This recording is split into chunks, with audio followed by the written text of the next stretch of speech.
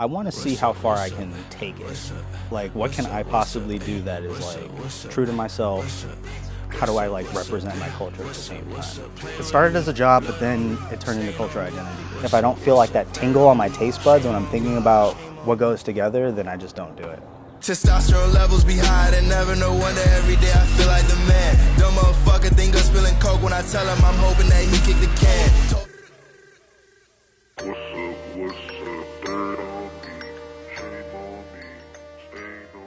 My name is Gian Scott, full name Giancarlo Scott, if you want to search me up on anything. The name of my business is Rubie. You know, it was named after three things in my life. It was the name of my adopted dog, it was the name of my grandmother, and it's also my birthstone. I wanted something to like be like a connecting bridge, and I feel like that's the whole premise of the pop-up, is to connect things. It's like me connecting to my heritage, the past, the future, people who live in the city, all that good shit. So food for me growing up was something that was just kind of like in the background. I had no desire or any kind of like idea to be a chef, but one thing my mom would always do, you know, she always provided like a hot meal every day. And it's like those little things that you kind of like take for granted, or you don't really like take into consideration when you're younger.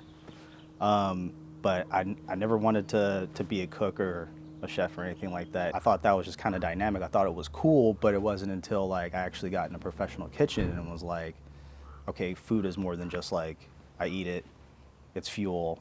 Like I saw it can be art, it can tell a story or whatever the story was for the person, at least like that I was working under.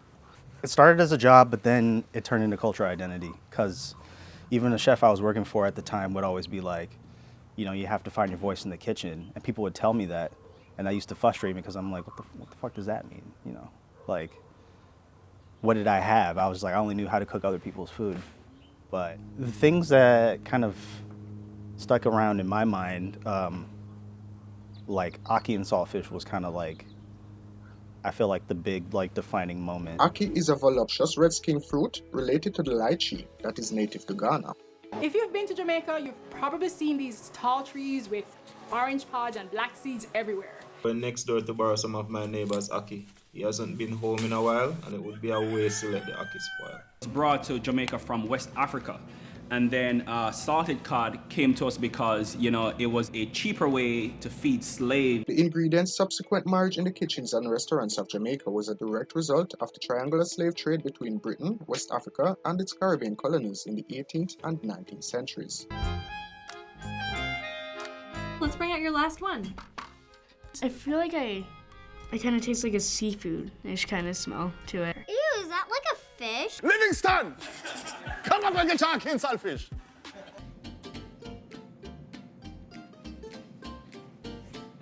Oh, my God. Because it was something that until that time, I had never eaten before. I was on vacation with my dad in, I think it was Buffalo, New York, and we went to a small like Jamaican mom and pop shop for breakfast. He's like, oh, you have to try this. He's like, you gotta eat this. He was kind of, in his own way, I guess he was kind of like showing me like where we come from. And I remember the first time I had it, it wasn't anything like I've had before. It was just like very savory, but like it had like an egg-like texture, and it was just like slathered in oil, and there was bits of fish in there and thyme. It just kind of like hit me, and that like really stuck within me. And then I had beef patties for the first time, and I was just like, this is some of the best food. So as I was cooking and coming up with I guess not the pop-up, but just like what I wanted to do that made me happy, and bridging these gaps, I was like, that's it. I gotta dive headfirst into my heritage and see what that's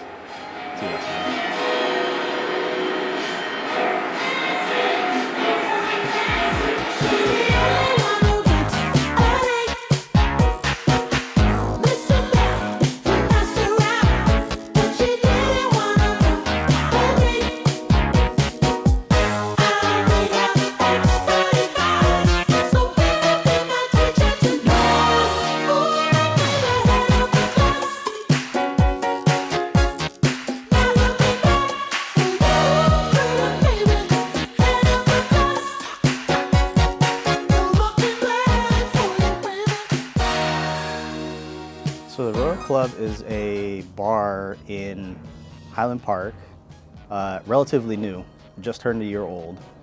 I didn't really know much about it at the time. Familiar with the area because we're only like a skip and a hop away.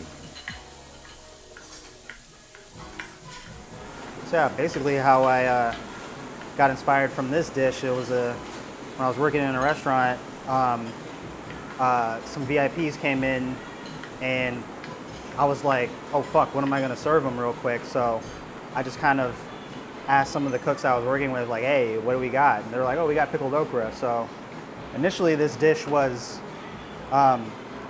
pickled okra. We had like tempura batter on hand.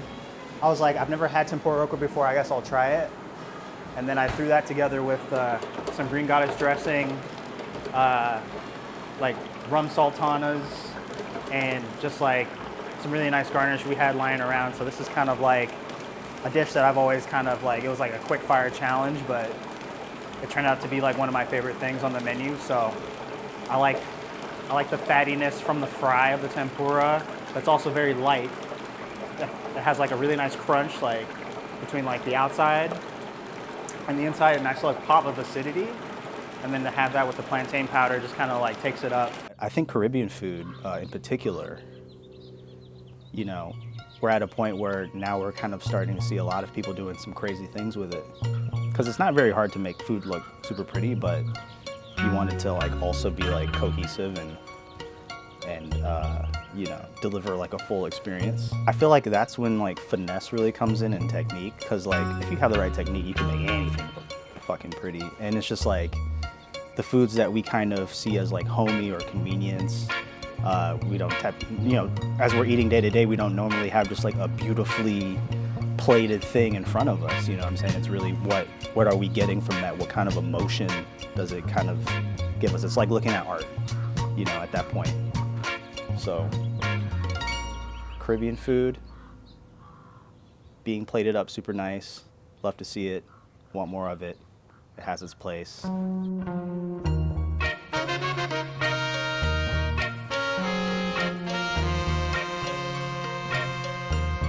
You know, you shouldn't have to, you know, like break the bank to eat really good food, and there's ways to make it work. It's just, how do you tweak that shit? Yeah.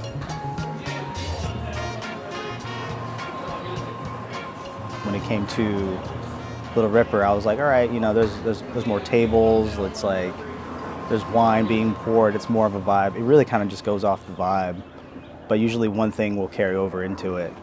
So it'll be like, all right, I go into it with that, and then I immediately start working on the menu. We're gonna do beets first, cool. Of course, just because it's, you know, a little bit. Just kind of start off with like a nice veggie bite. So it's gonna get choga beets, lightly marinated, some pink torpedo beets. Sick. It's gonna get some of this wonderful lemon puree. Cool. It's gonna get some of this torched feta, pistachio gremolata. It's like so it's like blood orange zest, the juice, a little bit of mint, Scotch bonnet, so it has a little kick to it. It's just like pickled bell peppers and onions and carrots and all that good stuff. And it's like if I don't feel like that tingle on my taste buds when I'm thinking about what goes together, then I just don't do it. That's kind of like my gauge. Yeah. Very simple. That's a fire quote. I want to see how far I can take it, really. Like, what can I possibly do that is like true to myself, and you know,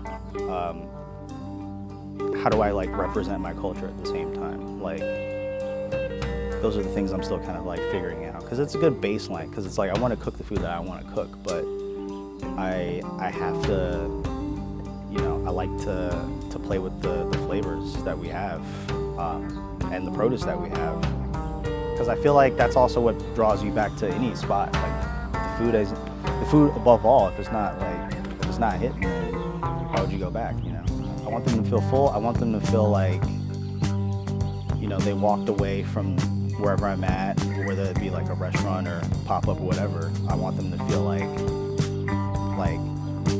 damn, that was good. I want to try that again. You know, I also have this opportunity to like, you know, inform someone of something they didn't know before, and then also it's like I feel like I'm kind of having a connection with a person, because I feel like if you're, you know, taking your time out to eat the food and be curious about it, then you're getting to know me. And I feel like that kind of like breaks the kind of fake chit chat, and we can just like talk about things that we do like, which is like food and drink, and see what kind of grows from there. I just want to keep it like real. Like, I just don't want to feel like it has to pretend to be something that it's not, but still very beautiful.